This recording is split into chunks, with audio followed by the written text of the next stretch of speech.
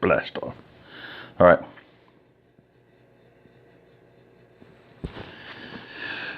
Chapter 22, Lights Out. David Crawford. As Mark drove home, he thought about what Ralph had said the sheriff told him.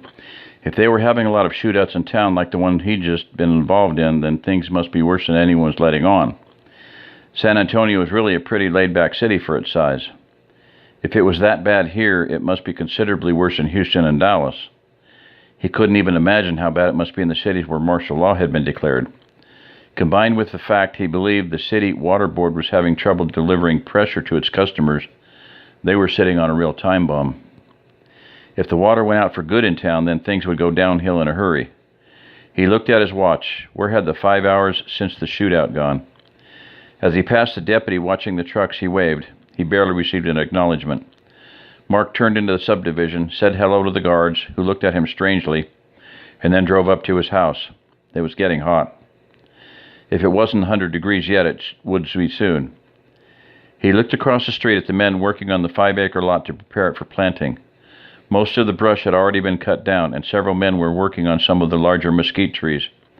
There were 2 men running the bigger tillers and several others standing in the shade under a makeshift awning. Mark walked over. George saw him first. "Hey, are you doing okay?" God, I'm sick of answering that question, Mark thought, as all the men turned to face him.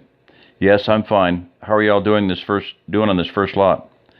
"Not too good," George answered. "We're getting the brush cleared all right, but with only 2 tillers, it's taking forever to turn the soil over." "I thought we had 3 tillers. One of them was like a flower bed tiller. We may be able to use it some once the ground is worked, but it's pretty much useless right now. At the rate we're going, we'll be lucky to get an acre a day ready to plant." "That's all?" "This ground probably hasn't been plowed in 15 or 20 years, and the dirt's hard as rock. Tillers are made for family gardening, not the kind of stuff we're trying to do. Plus, it's gotten so hot that I'm only letting the guys work for 15 to 20 minutes at a time, then switch with one of the guys cooling off under here. I already had to send 2 home with heat exhaustion. What we really need is a tractor. If I had my old John Deere, I could have had half the neighborhood plowed by now." "Well, maybe Jim and I can work out a deal with the ranch to borrow their tractor when we go get the windmill. I don't know if they'll go for that, though. It's not like the windmill that's just sitting there and not needed. If something happened to it, they don't have another one, but we can talk. We can ask. All they can do is say no. In the meantime, we'll just have to do the best we can with the tillers. Did Gunny get back with your people and the seed?" "Yes, just a few minutes ago. They had to go to a lot of places, but they found almost everything we had on the list." "Great. At least we have some good news today," Mark smiled. "Do you know where Gunny is now?" "I think he's still at your place." "Good. Do you think you could break away from here for a few minutes?" "Sure. I'm just here for moral support. These guys all know what to do," George answered. The 2 men walked across the street. Mark wanted to have a meeting with everyone who lived at his place, plus Gunny and Abby. Jim was down at Manny's working on his Suburban. He'd already fixed Ted's Trans Am. Mark sent his kids to round everybody up. Gunny wanted to know all about the firefight. Mark gave him a synopsis of what had happened while they waited for everyone. He said the only mistake he could see that Mark had made was not covering Manny and Ted as they went to the dirt mound, and them not covering him as he exited the truck. "I'm not going to ask you if you're okay, Karate Man, but when you're ready to talk, you come and find me." Finally, someone understood, Mark thought. "Thanks, Gunny." "Sheriff took your weapons, huh?" Gunny asked. "Yeah, he said it may be a while before I get them back," Mark said sadly. "Hey, I heard you all did good on the seed. At first I didn't think we'd ever find a fraction of what was on the list, but one old boy told us he'd try the feed store in Poth, and they had just about everything. I noticed they had lots of T-posts and barbed wire too, if we want to put that fence in the front." In just a few minutes, Jim and Abby were back with the teenagers, and they all sat around the picnic table. Mark explained what the sheriff had said about all the violence in town and how he suspected that the city water wouldn't be flowing much longer. "If that happens, I think things are going to get real bad in a hurry. What I want us to do is start going to different Krogers each day and stock up on food and supplies as best we can until then. We have 5 qualifying addresses between us. That gives us $250 worth a day. That sounds like a lot, but for 12 people, it's not that much, especially if we only have 2 or 3 days to shop. The ladies can figure out what we need. Sam, I want you to work out an inventory system for the food and other consumables. That way we know exactly where we stand. Food for the next 2 to 3 months would be the highest priority, I would think. After that, hopefully the gardens can keep us going. Don't worry about meat. We can get all we want from the deer lease pretty soon. The Krogers are pretty safe since the police are there, but if we go somewhere else, security has to be a major consideration. Jim and I have to go down to the ranch and work out a trade for the windmill and hopefully the use of their tractor. I'd like for the 4 women and Gunny to go to the next closest Kroger while we're gone. David, that means you'll need to watch the twins tomorrow. George, I know you want to keep an eye on the tilling, but when we get back, we're going to need help with the windmill. Does that make sense to everyone? All of the men and Abby nodded their heads. Jess and Lisa looked like they weren't so sure.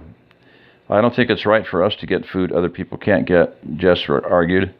Going to a different store every day isn't in the spirit of what Kroger intends. Most people are walking or riding bicycles to the store, so they couldn't do that if they even wanted to. And what about the people who live here? Lisa picked up where Jess had stopped. What are they going to think of us if we're going to the store every day and they can't? At first, I felt the same way both of you do, and I realize that what I want to do isn't fair, but these aren't normal circumstances.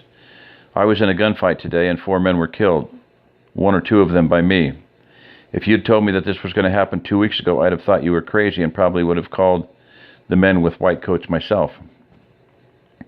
Mark paused to let that sink in. He looked at each person to try to see if it had the desired effect.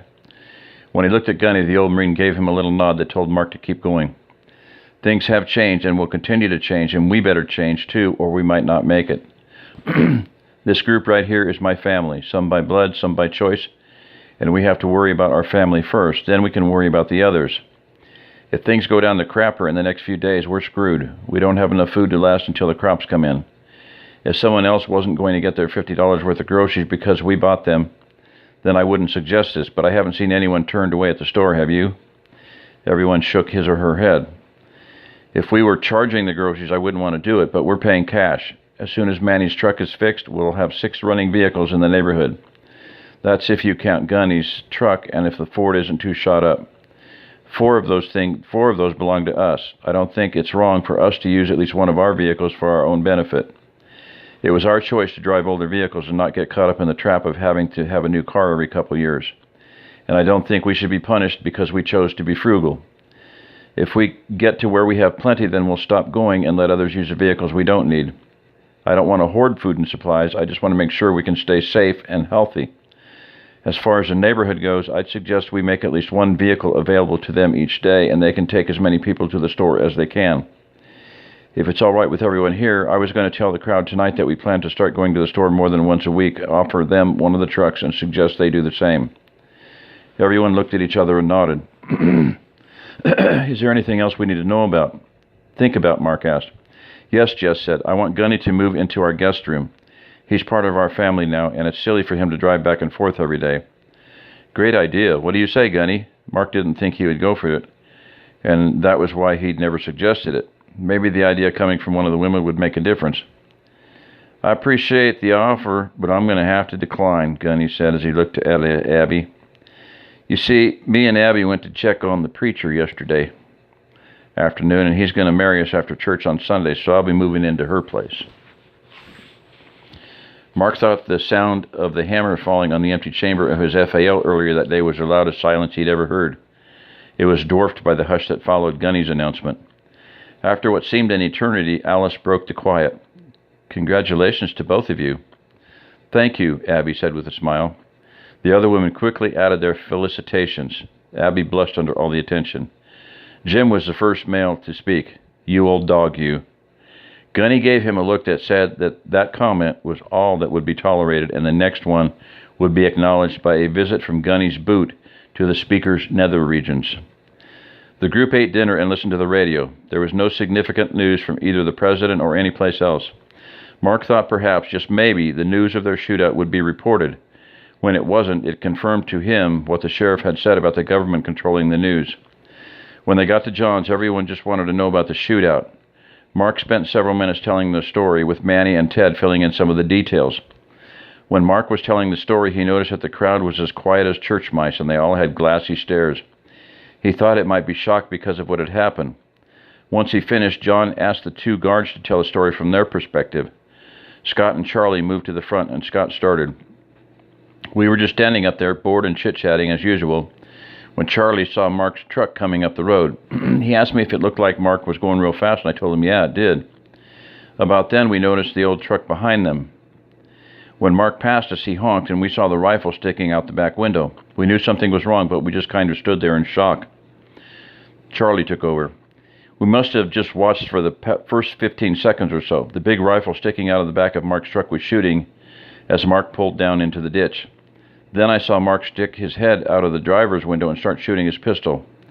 The truck with the gangbanger skidded to a halt about 150 yards past us. All of this happened so fast, but when the banger started really shooting at our guys, we woke up. We jumped down behind the little masonry wall that the Silver Hill sign sits on. The rifle Manny was shooting must have gone dry about the time Mark started shooting. Mark emptied his pistol in less than 5 seconds. He was shooting so fast. I saw him go back into the truck, and with no one shooting at them, the attacker started really hammering the truck. I could hear the bullets hitting it pretty regularly. Manny started shooting again, and about that time, Scott yelled at me to shoot. All that time, we'd just been watching. I felt like an idiot. I could see the driver was shooting a rifle really fast, and I figured he was the most dangerous. I could make him out pretty good in my scope since there was no windshield in his truck. So I squeezed out the round and must have hit him because the rifle fell out of the truck. When we started shooting, the gang members all turned and started shooting at us. We ducked down, and they went back to shooting at Mark and the others. They were still in the back of the truck and were pretty easy targets. I dropped one out of the bed. Scott shot the one in the cab with the sawed-off. Then they jumped out of the truck to use it for cover. Scott resumed. They started shooting at us again. You can see the bullet holes in the sign if you go look. I guess they forgot all about Mark and Manny. I didn't know they had moved behind the dirt pile until they jumped up and shot. It must have broken the spirit of the gang when they realized there was nowhere to hide. They gave up, and that was that. Scott paused. I just want to say one thing to Mark, Manny, and Ted. I'm sorry we didn't react as fast as we should have. I was just in shock. I promise it won't happen again. That goes for me too, Charlie concurred. I'm just thankful our mental lapse didn't get any of you killed. You guys have nothing to be sorry for, Mark said. I don't know if I would have reacted as well as you did. You both saved our bacon. If you hadn't helped us, our wives would all be planning funerals. I know I speak for Manny and Ted as well when I say thank you.